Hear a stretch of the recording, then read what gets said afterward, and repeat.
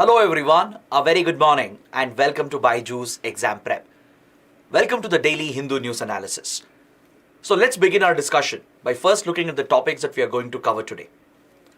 From the daily edition of the Hindu, I have chosen 9 important articles. There are 2 columns that require a detailed discussion, both from a mains and prelims point of view. And we also have 7 prelims related articles. So these are the topics we are going to discuss today. Let's cover them one by one comprehensively so that you don't have to go back and read the newspaper again. If you guys are benefiting from this initiative, do support us by pressing the like button, share your comments, and don't forget to subscribe to our channel. So let's begin with the discussion of today's The Hindu newspaper by looking at this important editorial on page number 6.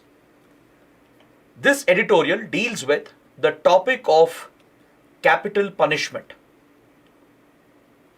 Capital punishment is nothing but death penalty, which is a severe form of punishment, an extreme form of punishment that is awarded as part of the criminal justice system.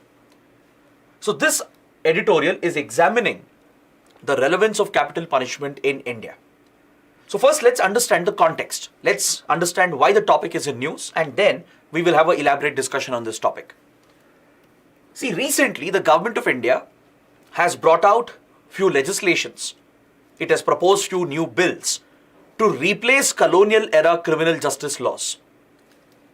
Currently, India is making an attempt to replace colonial era laws like the IPC, the Indian Penal Code, the criminal justice system, through the CRPC, the Criminal Procedure Code, the Indian Evidence Act.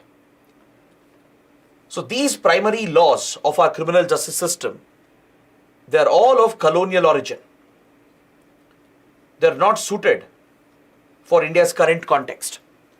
So the Modi government has introduced 3 new bills to replace these colonial laws, and one of them is the Bharatiya Nyaya Samhita, which seeks to replace the IPC. To replace the Indian Penal Code of 1860, Bharatiya Nyaya Samhita has been tabled by the government of India. Now these bills have been examined by the Parliamentary Standing Committee on Home Affairs. Since it involves major changes to our criminal legal framework, the bills have been pushed for further study, further evaluation by the Parliamentary Committee. So recently, this Parliamentary Standing Committee on Home Affairs has submitted its report following its examination of Bharatiya Nyaya Samhita, and it has refused to recommend, rather it has not recommended the abolition of death penalty. The Bharatiya Nyaya Samhita, which seeks to replace the IPC, does contain the provision of death penalty for certain heinous crimes,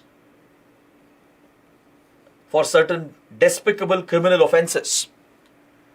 Death punishment or capital punishment has been retained in the new bill as well, and the Parliamentary Committee has not recommended its abolition. It's in this context that the editorial is examining this issue. Because around the world, the trend is slightly different. Around the world, in most progressive democratic countries, the justice criminal system is largely moving away from imposing death penalties. Because there are several issues associated with capital punishment. There are arguments in favor of it, arguments against it as well. The editorial was expecting that the Parliamentary Committee should have recommended the abolition of the death penalty in India. But the Standing Committee hasn't done that. Instead, it has left the matter to the government itself to consider.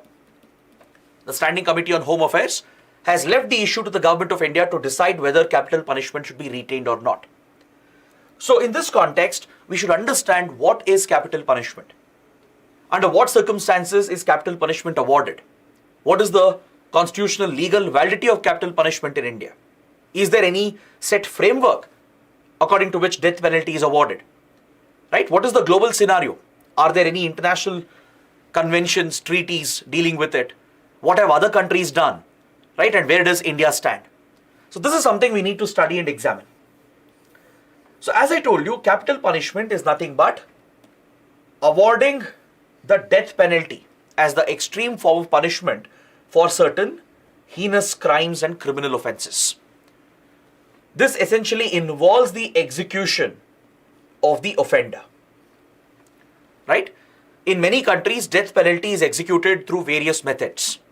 In India, for example, it is executed through hanging, where the convict, right, after exhausting all the opportunities to get a mercy, clemency done, after exhausting all these options, right, when finally the death penalty is executed in India, it is done through hanging. In other countries, there are different methods used. A lethal injection is administered in countries like United States to provide a largely painless death, right? There are countries which still rely on barbaric medieval methods like public hanging or even stoning to death, right? Or there are few countries where the practice is to even use a fire squad to open fire as well, right? So many different forms of execution exist, but the most preferred would be hanging of the convict. Now, this is different from extrajudicial executions. If you talk about extrajudicial executions, which happen outside of the legal system, like let's say a fake encounter, for example, such executions are happening completely outside the legal framework, without following the due process, without following the procedure established by law.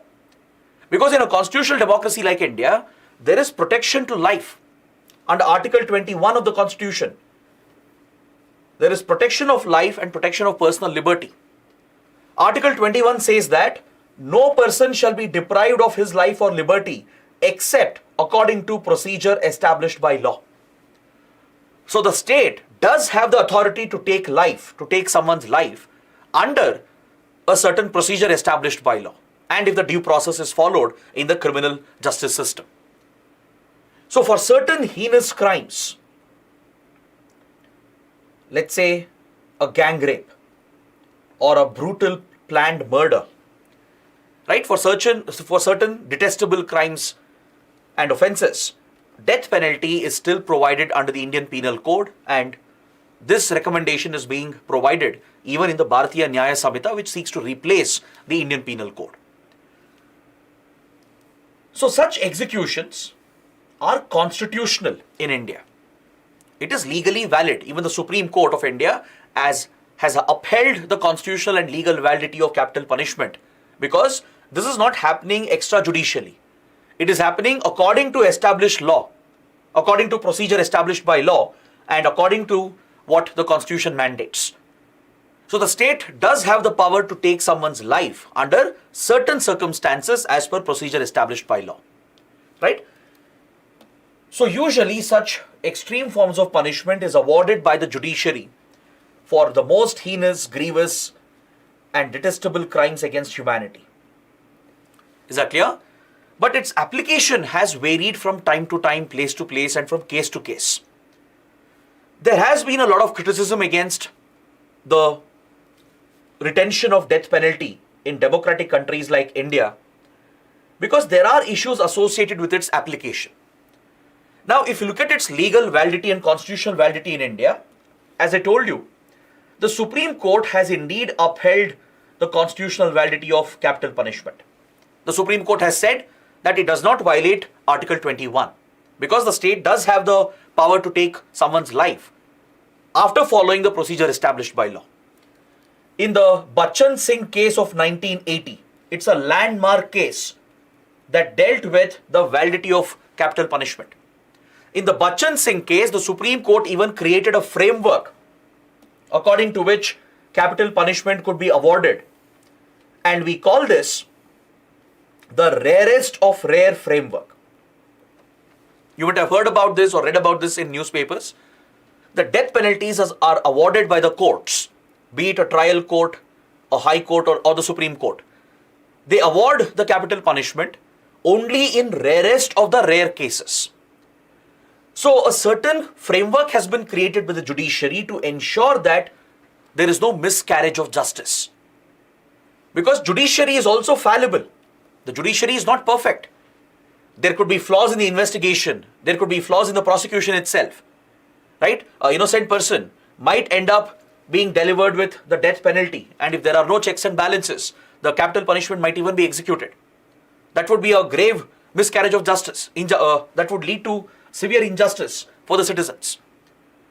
So to ensure that there is a system of checks and balances and capital punishment is used only in the rarest cases, the rarest of rare framework was brought out by the Supreme Court in the Bachchan Singh case of 1980. In fact, prior to that, in the Jagmohan Singh case of 1973, the Rajendra Prasad case of 1979, in these cases, Supreme Court had repeatedly upheld the constitutional validity of death punishment. So it remains constitutionally legally valid, but there is a certain framework which has been created for the judiciary. Especially trial courts, they often resort to awarding death penalties quite frequently.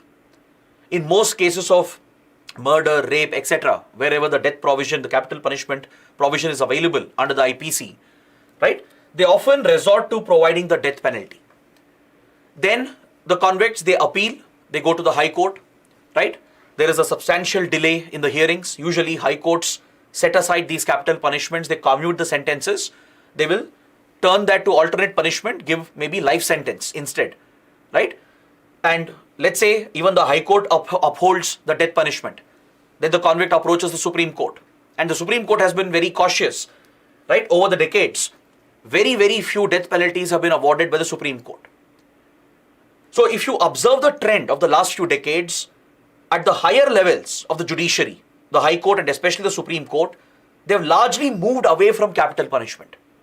Because in a way, there is a global trend as well, where we don't believe in such medieval barbaric practices. There are a lot of arguments that support the abolition of capital punishment, that too in progressive liberal democracies. So in line with this global trend, India also has a kind of a moratorium on death penalties. We have executed very few capital punishments in the last few decades.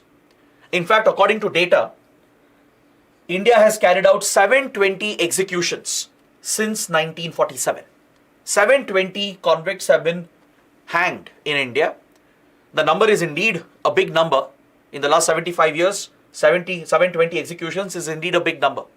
That's almost one execution per year, right? But however, if you look at the total number of death penalties that are awarded, especially by the trial courts, there are thousands of such cases. So out of thousands of cases where capital punishment was delivered by the trial court, only 720 executions have taken place. Particularly in the last 20 years, in the last 2 decades, there have been very few executions in India. For example, Ajmal Kasab, the Lashkar terrorist who was part of the 26/11 Mumbai attacks, was awarded the death penalty and eventually was hanged. Another terrorist as well, right, was recently hanged by India. Apart from these 2 executions of terrorists, convicted terrorists, India in general has followed a moratorium on capital punishment. Even though it is constitutionally legally valid, even though the provision exists, and especially trial courts have been awarding hundreds and hundreds of death penalties every year, despite that, the trend in India is against capital punishment. High courts usually set aside these judgments, they lower the sentence to a life sentence. Supreme courts also do the same. Even if Supreme Court upholds the death penalty, the convict will approach the President of India. Under Article 72, right, the President has pardoning powers through which the death penalty can be commuted to a life sentence. So in general, India has followed a moratorium on death penalty in the last few decades, except for the hanging of these 2 terrorists which happened recently, just a few years ago. So this is the trend in India. Now, the question is, why should we oppose death penalty? Why should death penalty be abolished? What's the argument in favor of it? See, this argument is about retributive justice versus reformative justice. It's about what kind of society you aspire to be. It's about what kind of country, what kind of legal framework that you aspire to have in your country. The practice of awarding death penalty is seen as retributive justice. It's a medieval concept, right? It's a very barbaric concept where in an uncivilized world, the convicts would be awarded the death punishment. Now, if you look at ancient medieval times, this has been the common practice. Even today, if you look at conservative authoritarian countries, dictatorships, death penalties are given, that too in a very brutal manner, where public hangings are carried out, public executions are carried out. Right? In ancient medieval times, the methods were even more brutal. From beheading to torture and then followed by execution, everything would be practiced around the world, in civilizations around the world. Right?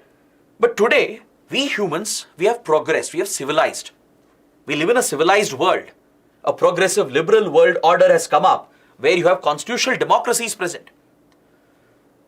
So, retributive justice is about revenge. It's about seeking justice through revenge. Now, this itself is a barbaric medieval concept which has no place in a modern world, in a modern civilized world. In a modern civilized world, where you have a progressive, liberal, democratic constitutional order, justice should be about fair justice, humane justice, and more importantly, timely and effective justice. Yes, heinous crimes have to be given extreme punishment. Or else how will you deal with rapes, gang rapes? How will you deal with brutal murders? Such serious punishments have to be there, but not death penalty. There could be alternatives to the death penalty. There are many alternatives available for the death penalty to ensure that justice is done, to ensure that timely and effective justice is done, especially to the victims of these grievous and heinous cases. Studies also have clearly established that death penalty in itself is not very effective in deterring crime. See, many of those who still support capital punishment, who argue in favor of capital punishment, they often say that having death penalty is like a deterrent. It deters criminals from committing murders, rapes, etc. But if this argument were to be true, then we would be living in a crime-free world since ancient times. As I told you, since ancient medieval times, there have been barbaric executions that have been carried out. If death punishment would have deterred crime, right, we humans would be living in a crime-free world then. But that is not the case. Social scientists have conducted several studies around the world. They have found empirical evidence to show that death penalty has no deterrent effect of any kind against crime. A hardened criminal will not be deterred by the possibility of being delivered the death punishment. Whether you have death penalty or not, crime will continue. You tackle your crime through better policing, through better legal system, through better justice reforms, judicial reforms. Just by having death penalty on the law book, you can't guarantee that it will deter crime. There is no evidence available to link capital punishment with a deterrent impact on crime. In fact, social scientists have disproved this theory. Is that clear? So then what is the point of delivering death penalty? Right? It seems to be a medieval barbaric practice which is rooted in the concept of retributive justice, where the society and victims, they get a satisfaction when the convict is hanged, when the convict is executed. This satisfaction is just an emotional satisfaction because it's all about revenge. Right? But we humans have moved far away from such retributive forms of justice. In a civilized setup, in a progressive liberal constitutional setup, focus should be on reformative justice. You should give an opportunity to the convict to reform. At the same time, the punishment has to be effective, it has to be timely, and it has to provide fair and humane justice.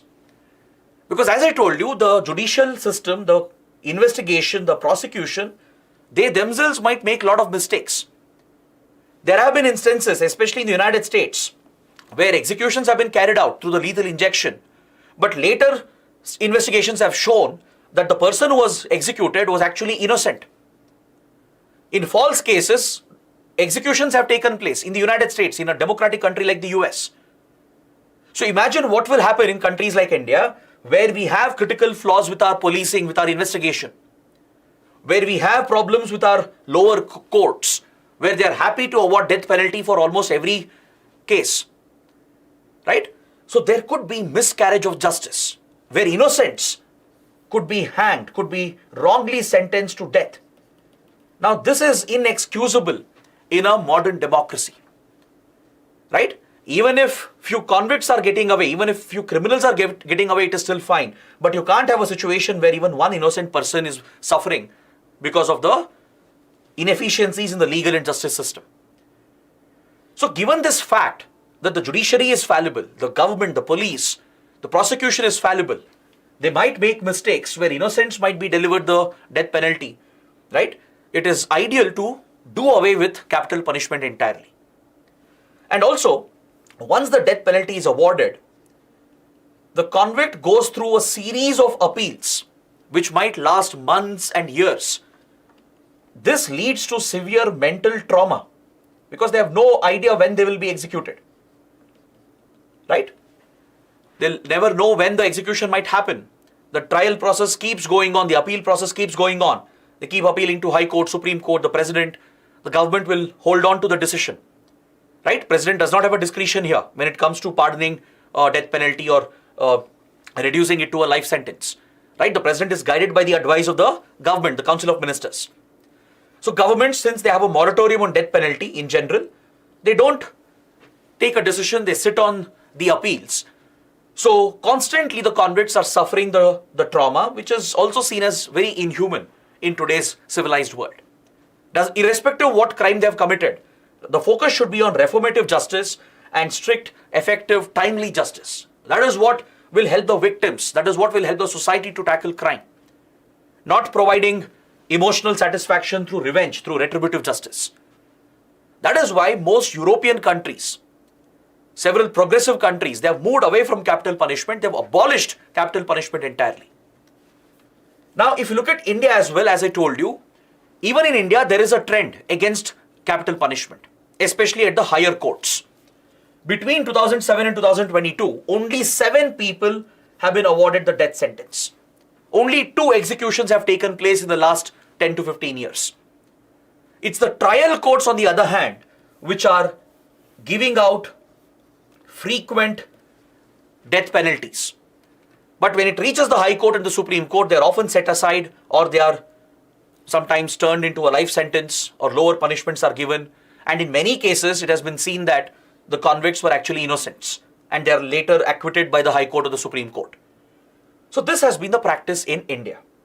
Now coming to the rarest of the rare framework, the Supreme Court has not clearly spelt out the guidelines. There are no clear guidelines here. It's a very vague framework that the Supreme Court created in the Bachchan Singh case. So in very heinous, brutal crimes, right, the Supreme Court has laid out that capital punishment can be delivered. But however, it's not very specific set of guidelines. The Supreme Court says if there are alternate forms of punishment available, let's say justice can be done by providing life sentence, by sentencing the convict till the end of their life term. If that punishment is enough, then why award death penalty? If the criminal, let's say a rapist, a murderer, right, if he or she, if they're serving their entire life in jail, serving a prison sentence till the end of their life, then what's the point of awarding death penalty? The Supreme Court has laid down this framework saying that if alternate punishments are possible, if justice can still be done, right, through life sentence, then there's no need to provide the capital punishment. So this essentially is the rarest of rare framework. It depends on the case, depends on the judges as well, right? A lot of discretion has been provided to the judges. It's not that it's a well-defined framework. It's a very loosely based framework created by the Supreme Court. Now, since the rarest of the rare framework is not very clear, it's not very definitive, trial courts often misinterpret the discretion given to them and they keep awarding hundreds of death punishments every year, right? So this is burdening the criminal justice system as well, right? So that is why in general there is this trend around the world and in India to move away from capital punishment. But of course, the government is against it. Even the Law Commission of India has rejected the abolition of capital punishment, right? And even the parliamentary committee which examined the Bharatiya Nyaya Samhita has not recommended the abolition of the death penalty. Now, let us look at the global context. Let's see the trend around the world. What does international conventions and treaties, what do they say? And what have other countries done? Right? So let's make this comparison. This is the last point here, and then we can end the discussion. If you look at the International Covenant on Civil and Political Rights, it does deal with death punishment, but however, it does not abolish the use of death penalty. There is no international treaty as such which abolishes death penalty.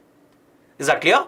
But however, the International Covenant on Civil and Political Rights, it does urge countries to have safeguards in place to prevent the misuse of death penalty, to prevent the miscarriage of justice, which could be a violation of civil political rights.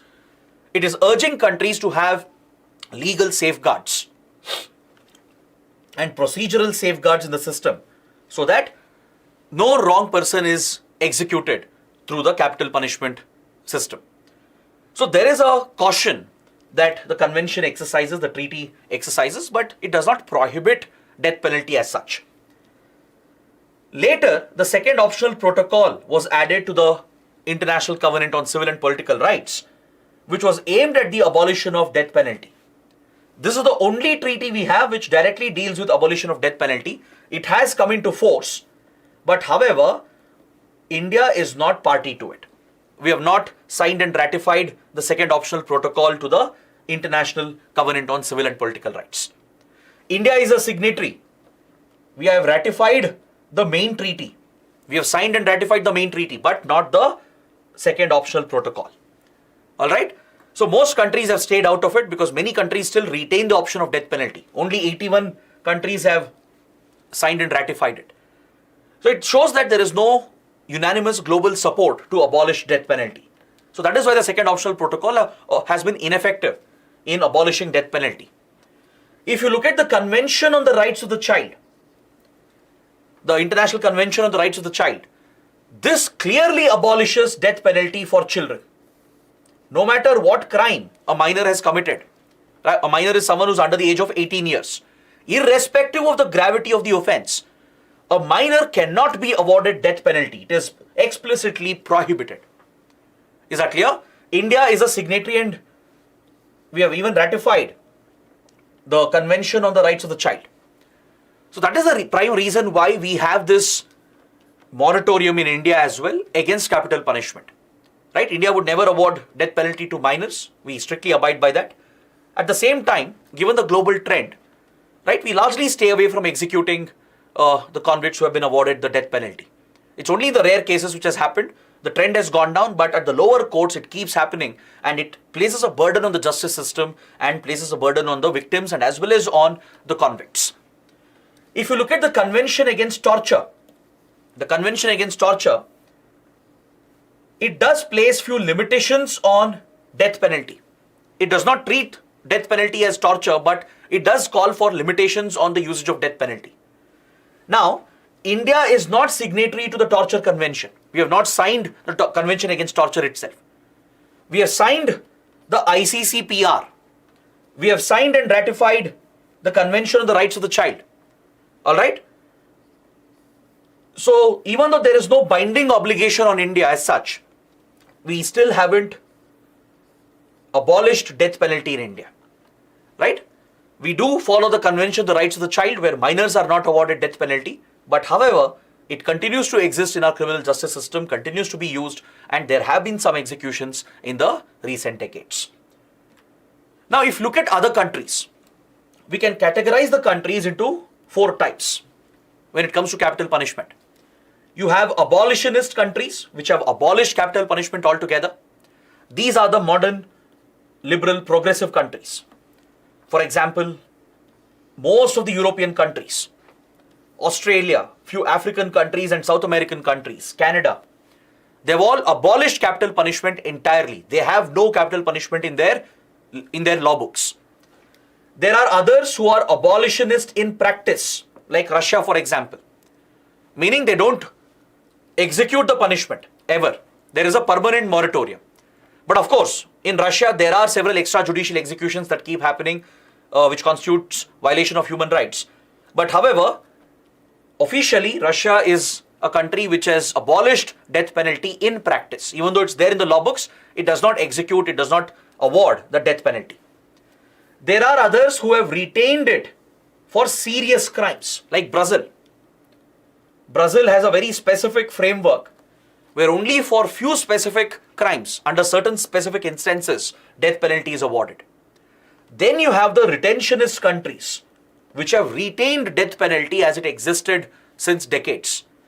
So this includes India, US, China, even Japan, and many other countries across Asia and Africa. Is that clear? Most of the conservative authoritarian countries in Africa and West Asia, they have death punishment. Iran, Saudi Arabia, right? Egypt, Libya, they all have death punishment. But the concern here is about democracies like India and the US.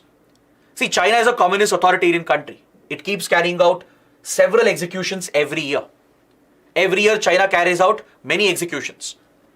But India, US have been a source of concern because despite being the world's largest democracies, right, they continue to retain the death penalty, and there are concerns about miscarriage of justice, about wrong people being delivered the death penalty and being executed, about the unfairness of the capital punishment system, right, about the priority given to retributive justice, a revenge form of justice, instead of focusing on reformative justice.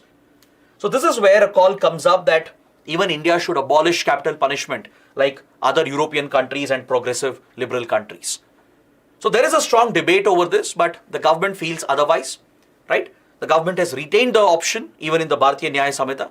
The parliamentary committee has not recommended its abolition. Even the Law Commission of India is against it. So this is where the debate stands in India. Is that clear? With this, we can take up the next column from page number 8, which deals with center-state relations. On page 8, we have this important column that talks about federalism in India. It talks about the increasing conflicts and disputes between the central government and the state governments. So according to the writer, these increasing disputes and friction between central government and state governments is weakening and eroding federalism in India. The constant friction, the constant disputes between center and state is affecting center-state relations, affecting the progress of the nation, and threatens the very foundation of the federal structure of the Indian polity. I hope you know that federalism is seen as part of the basic structure of the Indian Constitution. Right? It's a key component of the basic structure of the Indian Constitution. Now, under the Indian Constitution, the center and state, they have been provided their own jurisdiction through the union list, the state list, and the concurrent list. Correct? The subjects of governance, they have been divided into union, state, and concurrent list under the 7th schedule of the Constitution to demarcate the jurisdiction of the center and the state.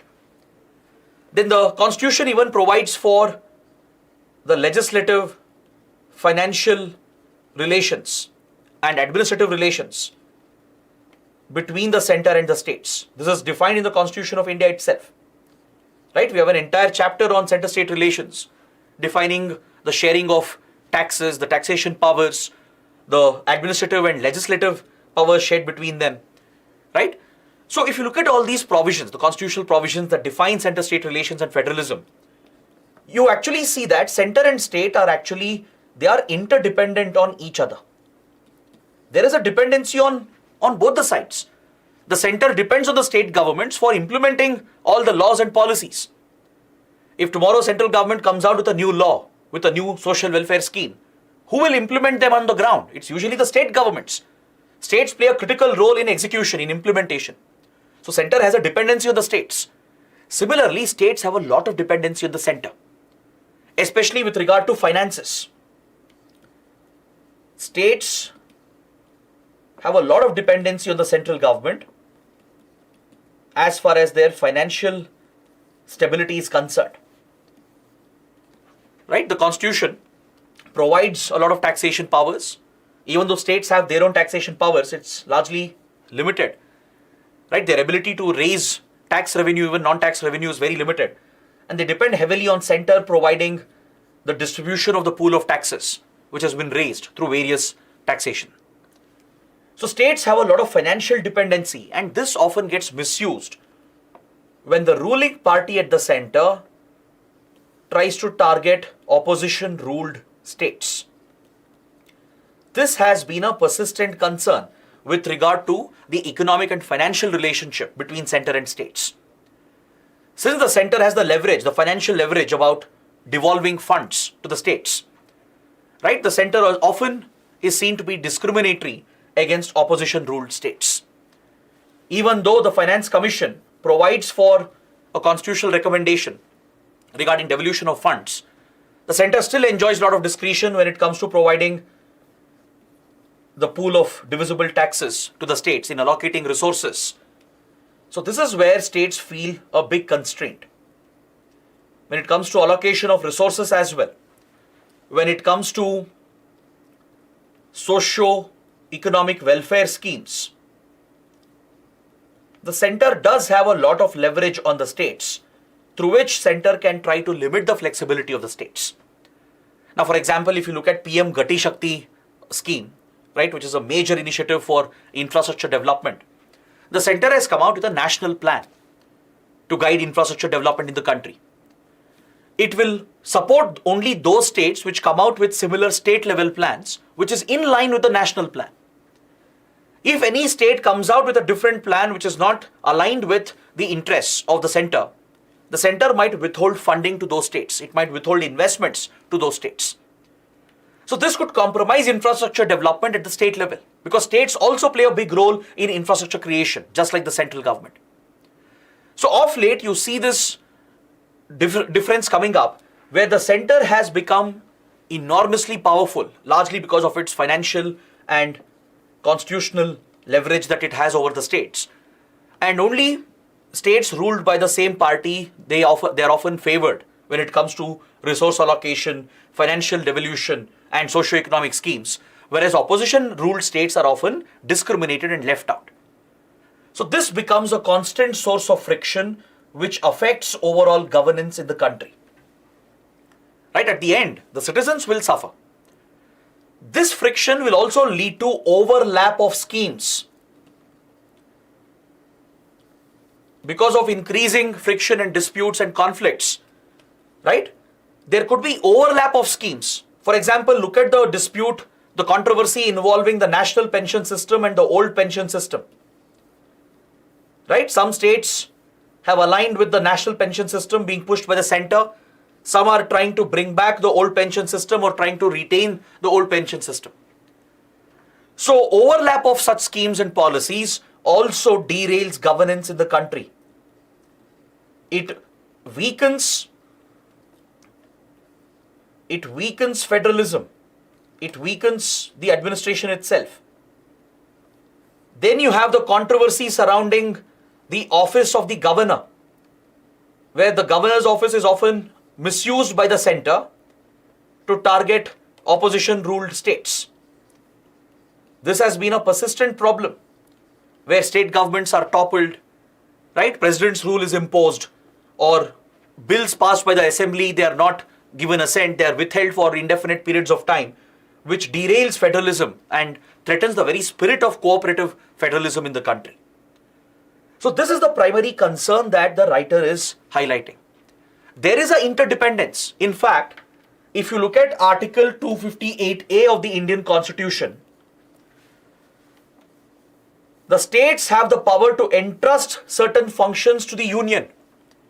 Meaning in certain areas of governance, right, the states can urge the center to take over some of the functions. That clearly shows states have a dependency on the center. Similarly, as I told you, centers have a dependency on the state, especially for implementing schemes, for enforcing the laws. The center is also dependent on the states.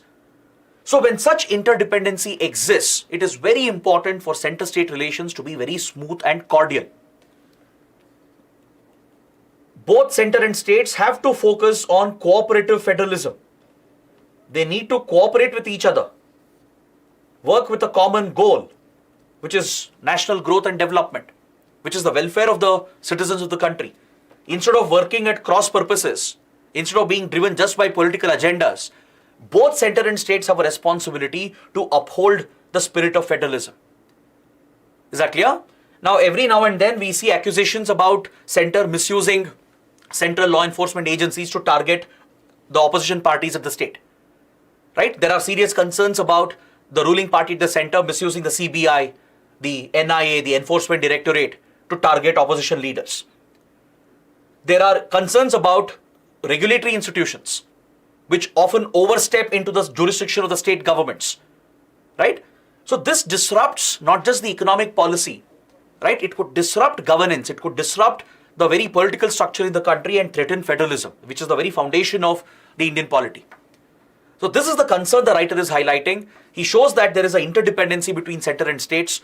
So in the spirit of federalism and in the interest of the welfare of the country and the people, it's very important for center and states to promote cooperative federalism. They need to work together to limit their friction, their disputes and conflicts. They have to keep aside their political agendas and work together for national development. So that is what we take away from this important column. So this completes my detailed discussion of the big articles in today's newspaper. Now let's proceed towards the prelims section. We have 7 important articles that are relevant for your prelims. On page number 1 itself, there is a very important development that has been mentioned. Prime Minister Modi, who is on an election campaign in Chhattisgarh, Madhya Pradesh, etc. Because as you know, several states are headed towards elections in just a few days. Mizoram, Rajasthan, Madhya Pradesh, then Chhattisgarh, they're all headed towards state elections. As part of the election campaign, PM Modi has already launched his political rallies, and right before the model code of conduct comes into effect, right? The government has been launching several schemes and initiatives which are often seen as populist initiatives. So PM Modi has launched few new schemes and missions before the model code of conduct comes into place. That's why the government has been criticized by the opposition as well, that the central government is pushing populist schemes right before elections, which is a violation of the model code of conduct. But however, the model code of conduct is yet to come into effect. Now, which is the scheme which has been launched? That is the focus of the article. PM Modi has launched the PM-PVTG development mission. It's a very, very important topic. It's a 24,000 crore development mission for a certain sect of tribes called the PVTGs, the particularly vulnerable tribal groups. And this scheme has been launched on 15th November, which is a historic date. Because in India, 15th November is celebrated as Janjatiya Gaurav Divas. Janjatiya refers to the tribal communities. To celebrate the contribution of the tribal communities to our freedom movement, to highlight tribal issues and tribal welfare, right? Since 2021, 15th November has been marked as Janjatiya Gaurav Divas. Because 15th November is the birth anniversary of Shri Birsa Munda, who is revered as a god in central and eastern parts of India. Shri Birsa Munda, who's known for his fight against colonial rule, against the exploitative British colonial system, he led the Munda rebellion, which you would have studied in modern history. He is so widely revered in the Munda community and also amongst other central and eastern tribes that he is almost seen as a god-like figure. That is the kind of reverence and respect people have towards Shri Birsa Munda. So to pay tribute to Birsa Munda and to tribal contribution and tribal rebellions, right, the government of India has designated 15th November as Janjatiya Gaurav Divas. So on this important day, the PM-PVTG mission has been launched by Prime Minister Modi. Is that clear? Please understand, in our freedom struggle, the tribal movements were extremely critical. Be it Santals, the Mundas, the Kols, Tamars, Bills, even Kasis and Mizos from the northeast region. Their rebellions against colonial rule was an integral part of India's national freedom movement. Right? despite the contribution of the tribal communities, they continue to suffer even today due to social oppression, due to the neglect in general, right, in a caste-based society. Scheduled tribes have been at the receiving end. Also, the remoteness of the forest areas, the lack of connectivity, lack of development has affected the welfare of tribal communities in India. So to look after the welfare of the tribal communities, a few tribes, some of the most vulnerable tribes, have been categorized separately as PVTGs, particularly vulnerable tribal groups. All right? In a country with a tribal population of nearly 8.6%, it's important to focus on tribal development as well, as they represent some of the most weakest, vulnerable sections of the Indian society. So based on the recommendations of the Debar Commission in 1973, a list of primitive tribal groups was created. Is that clear? Around 52 tribal communities in India, from central, eastern, northeastern and southern parts of India, around 52 tribal groups were added to the list called the primitive tribal groups. This has been changed to PVTG. In 2006, Government of India renamed this category as PVTG, particularly vulnerable tribal group, and few more tribes were added to the list. Today we have a total of 75 PVTGs in India. Out of 700 scheduled tribes in the country, 75 of them have been chosen as the particularly vulnerable tribal groups. As the name itself tells you, these are the most vulnerable tribal communities. They are vulnerable either due to their small population. Some of the communities are homogeneous in nature, right? They don't have genetic diversity. They are very prone to various diseases.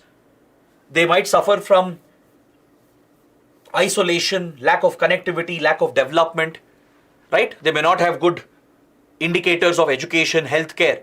They may not have good access to livelihood opportunities. These are tribes which are still dependent on basic agriculture and basic collection of forest produce, right? They're largely away from technology. They're away from modern economic development. They're very prone to various diseases. Their culture, language might be under threat.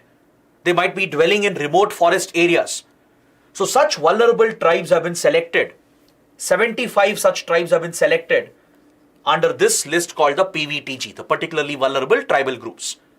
Most of them are concentrated in Odisha, and several are found in Madhya Pradesh, Jharkhand, Chhattisgarh, Telangana and Andhra Pradesh, right, etc., in other parts of the country as well.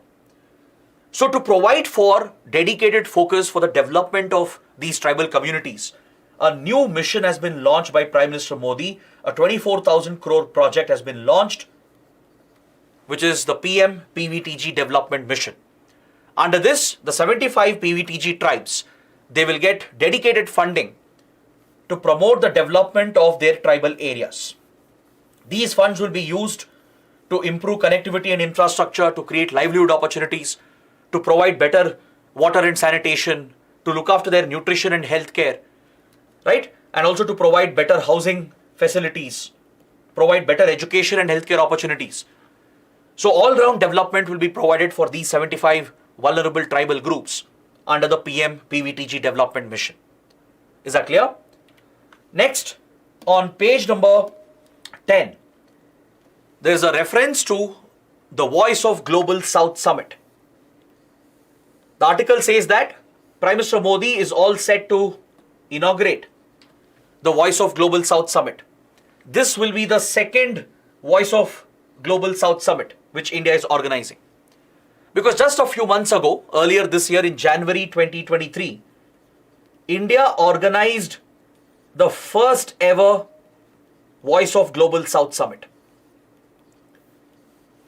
Now, what do you mean by the Global South? See, in international relations, in geopolitics, countries are divided between Global North and Global South. They don't refer to your geographical directions. It's not countries which are in the north and south. Rather, it's about the development status of different countries.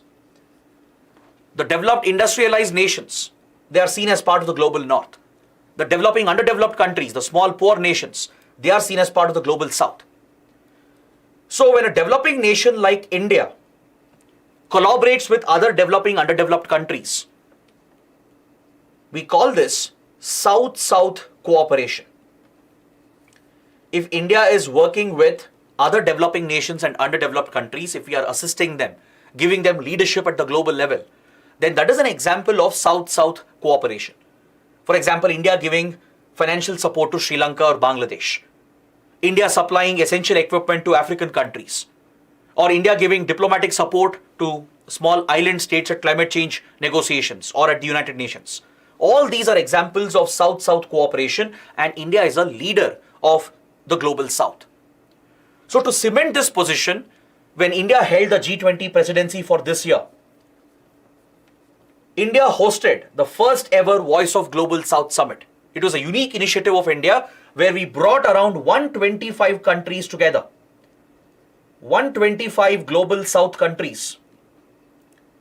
Essentially 125 developing, underdeveloped and poor small countries were brought together by India under the spirit of Vasudhaiva Kutumbakam, which was the theme of the G20 summit as well, which was hosted by India.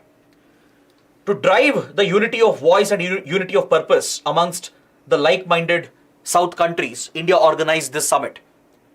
The focus of the first summit was largely the Ukraine war, the COVID-19 pandemic, the economic recession being witnessed around the world, climate change, all these key issues affecting developing nations, underdeveloped countries, they were the focus of discussion. Alright, India led this initiative. Now, within few months, we have called the second summit, the second Voice of Global South Summit, and this time the focus will be the Israel-Hamas conflict. In the first summit, we focused on the Ukraine war, right? We focused on the economic challenges created by the pandemic and other issues, even including climate change. But this time, apart from all these issues, apart from climate change and other economic issues, we will focus on the Israel-Hamas conflict as well. Now, this could become a challenge for India because many global South countries have condemned the disproportionate force that Israel has been using against Palestinian civilians in Gaza Strip, right? Many countries have supported the ceasefire at the UN. Recently, UN adopted a resolution which was overwhelmingly supported by most countries, but India abstained from this vote. In order to give some support to Israel, India abstained from the vote as a resolution did not name Hamas as a terrorist group. So India's decision to abstain from the resolution on ceasefire could create problems for India. Other developing, underdeveloped countries haven't appreciated this stand of India. So this could lead to some friction as well at the second global Voice of Global South Summit, right? So that's why it becomes important to know what is the Voice of Global South Summit. Next, on page number 12, we have an article referring to the Indo-Pacific Regional Dialogue. Indo-Pacific Regional Dialogue has been held under the leadership of the Indian Navy and the National Maritime Foundation. The National Maritime Foundation organizes this dialogue called Indo-Pacific Regional Dialogue in collaboration with Indian Navy. It mainly focuses on maritime cooperation, maritime issues and maritime security issues of the Indo-Pacific. So at this important dialogue, Finance Minister Nirmala Sitharaman has highlighted the importance of the IMEC corridor, the India, Middle East, Europe Economic Corridor that was proposed and announced at the G20 summit. Right? She has said that IMEC corridor provides a win-win situation for all the countries involved, right? As it brings together India with Saudi Arabia, UAE, Israel, then European countries like France, Germany and others, along with United States. So this massive economic corridor which has been planned, right, could transform the region itself and it could transform global economics and geopolitics as well. But here, you need to focus on what is Indo-Pacific Regional Dialogue. You should understand some basic facts about it for your prelims. Please note down that it is organized by the National Maritime Foundation along with the Indian Navy. Alright, the National Maritime Foundation acts as the knowledge partner. It acts like a think tank for the Indian Navy. And every year we have been hosting this dialogue, the Regional Dialogue on Indo-Pacific. Now, recently, if you guys remember, we had discussed something similar. We studied the Goa Maritime Conclave that was organized by Indian Navy. Now, some of you might have a confusion. What's the difference between the two? Why are we organizing so many similar conclaves and summits and dialogues. See, there is a difference between Goa Maritime Conclave and the Indo-Pacific Regional Dialogue. The difference is that Goa Maritime Conclave is organized by the Indian Navy itself, where multiple navies of the Indian Ocean region are brought together to just focus on maritime security. So under Goa Maritime Conclave, the focus is entirely on the operational issues. They focus primarily on naval operations, right? The tactics, the military operational tactics that are followed. Whereas the Indo-Pacific Regional Dialogue is a strategic dialogue. It takes a strategic look at the Indo-Pacific.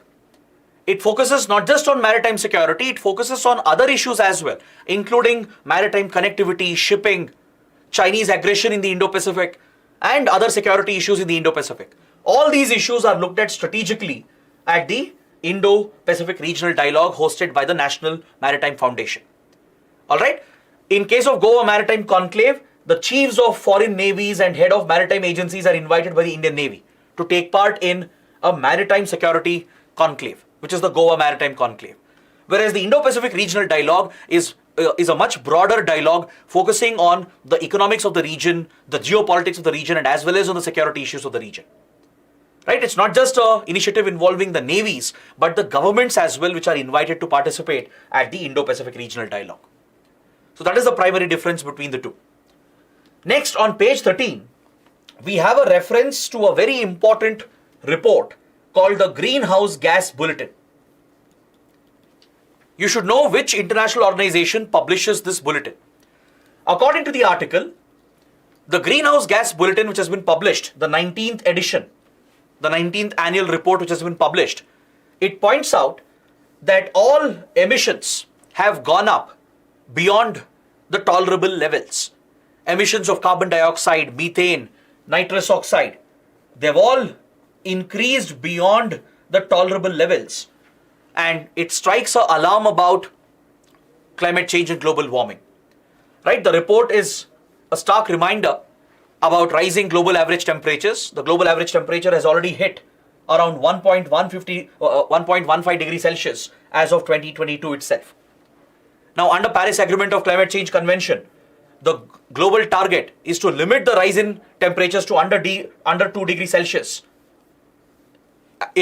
when compared to pre-industrial levels, and if possible to limit under 1.5 degrees Celsius. So we are already reaching that cap, reaching that threshold set by the Paris Agreement. Most recent reports by IPCC and the Climate Change Convention have already shown that we are going to breach these targets. Under the current efforts we are undertaking, it's not enough. We are likely to breach the targets. So it's in this context that the Greenhouse Gas Bulletin becomes very important. Right? When global average temperatures have already hit 1.15 degrees Celsius as compared to pre-industrial levels, we are just few points away from 1.5 degrees and 2 degrees Celsius. It's very important to know who publishes such important bulletins. The Greenhouse Gas Bulletin basically gives you an idea about the concentration of greenhouse gases in the atmosphere. Major greenhouse gases like carbon dioxide, methane, right, nitrous oxide, and other greenhouse gases, including your HFCs, hydrofluorocarbons, right? They're all tracked, and this report is published every year by the World Meteorological Organization. The WMO is the one publishing the Greenhouse Gas Bulletin. It is published based on the findings of the Global Atmosphere Watch Program, which is administered by the World Meteorological Organization. The WMO tracks the concentration of greenhouse gases in the atmosphere, right? So this is done under the Global Atmosphere Watch Program, and based on these findings, the Greenhouse Gas Bulletin is published every year. So it gives us an idea about the concentration of various greenhouse gases in the atmosphere. Next, on page 13, we have a development from the United Kingdom. The Supreme Court in the UK has declared the deportation policy of UK as illegal and unconstitutional. The United Kingdom had proposed an asylum plan. It had proposed a plan in collaboration with Rwanda to deal with illegal migrants. See, UK receives a lot of illegal migrants from around the world, right? Especially across the English Channel, over here, illegal migrants, they sneak into Europe, usually into the Mediterranean region. They move across into Western Europe and cross the English Channel over here and enter the UK illegally and seek asylum. So UK has been dealing with a major crisis where it has been receiving refugees and illegal migrants. So to deal with the situation, former Prime Minister Boris Johnson of the UK, he proposed a plan where the UK tied up with the African country of Rwanda. He tied up with the African country of Rwanda, and according to the plan, the UK would provide financial assistance to Rwanda. It will provide millions of dollars in funding to Rwanda, and in return, Rwanda will accept the deportation of these illegal migrants who are caught in the UK. Illegal migrants coming into United Kingdom, they are detained. They are not allowed to apply for asylum in the UK itself. Instead, they'll be deported to Rwanda. All of them will be together deported to Rwanda, where Rwanda will provide basic facilities for them. And once they are deported to Rwanda, they could either apply for asylum in Rwanda itself or in any other country, right? Or they could go back to their home countries, wherever they came from. Now, this controversial policy was criticized on the grounds of human rights violation, right? This policy was being pursued by Rishi Sunak's government as well. Current Prime Minister Rishi Sunak has been pushing for this asylum plan with Rwanda, where UK was basically shifting its burden of illegal migration to Rwanda by paying Rwanda a hefty sum of money. And as you know, Rwanda is not known for upholding human rights or democratic rights. So there is a lot of concern that the human rights of refugees and illegal migrants could be violated because of this asylum deal. Now, the Supreme Court in the UK has declared this as illegal. That's why it's a big development. Now, this has consequences for India as well, because illegal migration from India to UK has increased. Hundreds of Indians are trying to enter the UK illegally every year, and UK is considering to place India on the safe country list. If India is listed as a safe country, if it is taken onto the safe country list by the UK, it means that India is a source of illegal migrants, and Indian illegal migrants might also get deported under this asylum plan if it is implemented. So it does have a bearing on India as well, as India has been contributing illegal migrants to the UK. All right? The Supreme Court of UK has said such plans to deport illegal migrants, refugees, it could violate the principle on non-refoulement. This is an international principle under international humanitarian law that refugees can't be forcefully deported, sent back to the place where they will face prosecution, where they could be targeted, where they could be discriminated, where they could still face violence. All right? Any such forceful deportation violates the principles on refoulement under international law. So this plan of UK to send the illegal migrants to Rwanda has always been controversial to begin with, and now the Supreme Court of UK has declared this as illegal.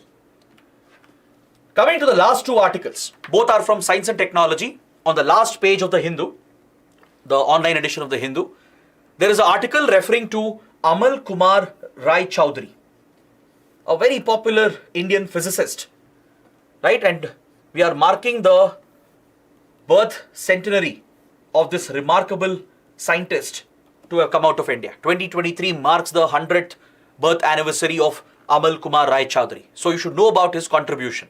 There could be a prelims question on this.